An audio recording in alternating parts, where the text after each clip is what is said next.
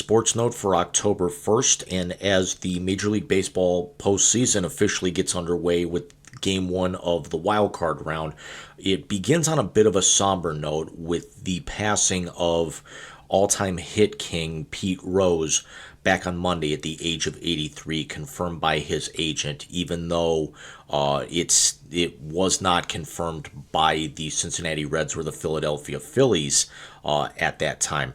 Now, even though a cause of death has not officially been reported, it was noted by the medical examiner's offices in Tennessee, where Rose had passed away, having done a signing the day before. I want to say it was Franklin, Tennessee. There was no foul play involved. Now, there was also not really much of a report of Rose being sick in recent years, as we actually saw with Dikembe Mutombo passing away from brain cancer, also earlier that day as well. But there's also, not only was Rose the best hitter that a lot of us have really ever seen, and somebody who's not so much older to remember his glory days like myself, because Pete Rose retired in 1986, and I was not even 10 years old. I actually was used to watching the Cleveland Indians at that time losing at least 90 games a year and certainly not being competitive, and that was the only exposure that I really got. I wasn't reading the sports page every morning. That was reserved for my father. But people one generation older than me will argue, who was better. And every generation's going to have that. This generation, it's Ichiro. The previous generation, it could have been Pete Rose. Some would actually say maybe a Rod Carew, a Tony Gwynn. But it comes in ebbs and flows. But there's no denying that for the numbers that Rose put up, though the 4,256 hits is a record in Major League Baseball that we probably will never see anyone come anywhere close to it. The closest that we've probably seen was Derek Jeter, and he was still over 500 hits, short when he retired. And Jeter really never missed a whole lot of time due to injury, but Rose was just the epitome of consistency. Rose ended up with just kind of looking over his numbers from 1963 to 1984, over 100 hits a year. Pete Rose was also, he's got the major league record for singles with 3,215, games played at 3,562, 14,053 at-bats, a major league record, and 15,890 plate appearances. So you cannot argue with those numbers offensively. He was also a two-time Gold Glove winner. He was the 1963 Rookie of the Year. He was the 1973 National League MVP, where he hit 338 with 230 hits, which was better than Atlanta's Ralph Garr for second in the National League, and it was only that 338 average was nearly 20 points higher than Cesar Cedeno of Houston, and it was only second to Rod Carew's 350 for the best in baseball that year, and we all know that Rod Carew went on to become one of the greatest of all time as well, and is in the Hall of Fame. Now, Rose was a 17-time All-Star, compiled a career 303 batting average, was not much of a power hitter, but he was very consistent, only 160 home runs over his career, 1,314 RBIs. And again, we mentioned the two-time Gold Glove winner, the 63 Rookie of the Year. But you can't talk about how great he was on the field and his competitive nature, hence the Charlie Hustle nickname. Everyone is going to remember, unfortunately, a lot of people are going to remember Pete Rose the same kind of way that they would somebody maybe like an O.J. Simpson, a Chris Benoit, a Mark McGuire, a Roger Clemens, and certainly nothing as tragic as a couple of names that I just mentioned. But they're going to remember him more so for as great as he was on the field. They're going to remember him for a lot of the off the field stuff even more. And especially this younger generation, because a lot of this younger generation really got stories passed down from their parents, from uncles, people that might be 10, 15 years older than them. If they're, my age of, mid 40s, certainly anyone's kids, they're going to actually remember, they're going to hear stories a lot of the times from their grandparents, especially if they're, younger than 25 at that point. But whereas we remember, as great as Clemens and McGuire were, it was the steroid talk that everyone now remembers them for. We all know the tragic turn with Benoit. We remember, as great as OJ was, he's always going to be known now as a I don't even really think we can even say alleged double murderer. But that's really all that anyone remembers OJ for, unless you're, from Buffalo and remember a lot, remember those electric company teams that he played on. But even so, a lot of, Buffalo fans have kind of, washed that aspect from their memory. As a Clevelander, it would kind of be a lot of the way that, people talk about Jim Brown. They try to remember him for what he did on the field as opposed to a lot of the controversy that he did off the field, even though Jim Brown did a lot of great things in the Cleveland area before passing away a couple of years back. Jim Brown was actually involved in a number of off the field issues, and including a dispute with ownership that led him to retire a lot earlier than people expected to. But Rose, we all know, after he retired in 1986, took over as manager for the Cincinnati Reds. He was a player coach from 1984 through 1986. But everyone is going to remember Pete Rose as being banned from baseball for betting on baseball. And he will forever be linked with former Major League Commissioner A. Bartlett Giamatti. Now, in February of 1989, Rose was questioned by Giamatti, who was the National League president at the time, and MLB Commissioner Peter Ueberroth over allegations of gambling. Rose denied having bet on baseball, but did actually cop to betting on several different sports, whether it be football, basketball, horse racing, etc. And then by the middle of that summer, Giamatti had succeeded Ueberroth as becoming commissioner, and you kind of had to know in that aspect that Rose's days may have been numbered. You kind of knew that something was going to happen, but you never knew really how far it was going to go. And then there was the infamous Dowd report that brought to light a very, very strong circumstantial evidence that Rose not only bet on baseball, but he bet on Reds games that he was managing despite never betting against his own team.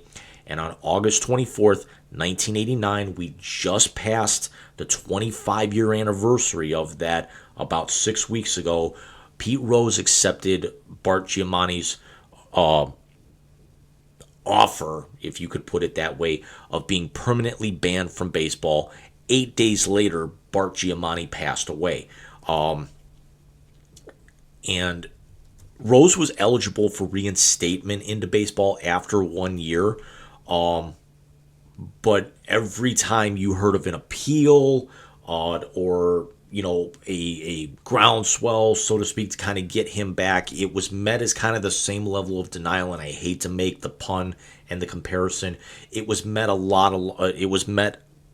along the same lines as Morgan Freeman's Red character in the movie The Shawshank Redemption. It was denial after denial after denial. You know, Red had kind of committed his crime, whereas Andy Dufresne was a framed innocent man. Dufresne, forced his way out of the prison, and eventually Red got paroled after, serving countless, a number of decades within, again, having copped to his, cop to his crimes. And Rose did actually admit to betting on baseball in his 2004 autobiography, My Prison Without Bars. And then you really saw Rose, you never really saw him around baseball until, the last maybe 10 years or so. He was the Reds did certain things with him. He actually was a member of the Fox Baseball studio team for a few years until he was let go when allegations arose after he went to sue Jim Dowd, the author of that report, that he had an inappropriate relationship with a teenager back in the 70s. But Rose had not been reinstated, and he was making nearly $1 million a year reportedly for his appearances as at card shows. He was making a pretty good living, being with the Fox studio team. He gained notoriety for making several appearances at WrestleManias back in the late '90s. Was inducted into the Celebrity Ring of the wing of the WWE Hall of Fame back in 2004. A lot of people will actually remember him being, tombstone pile drived by Kane, including one where he was dressed up as the San Diego Chicken of all things.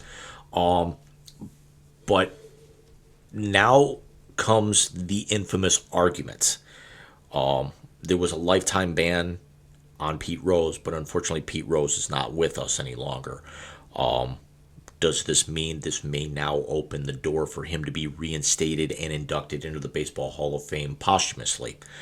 The problem here is that whereas Rose is going to be forever linked, during his career in the years that followed with Bart Giamatti, he's also going to be linked to Shoeless Joe Jackson in the 1919 Black Sox scandal. And even though Jackson had a very diminished, if not completely absent role in that scandal, he was barred for life. Rose did bet on baseball. There's no argument against that. For a team that he was, and betting on a team that he was a member of, so he was betting on games for the team that he was employed by. And I don't know if that's something that you can ever really look the other way on. Because the thing is that if you do reinstate him, you're going to have to reinstate Shoeless Joe, and both of them would have to go into the Hall of Fame. That's an absolute given. We got a feeling that one day it's going to happen, much like a lot of the steroid era players, Mark McGwire, Alex Rodriguez, Roger Clemens, Rafael Palmeiro. A lot of those guys, one day, if they ever, do allow one into the Hall of Fame, they're going to have to let them all into the Hall of Fame. No questions asked. Whether you put them in a separate wing, whether you actually kind of all incorporate them, at once.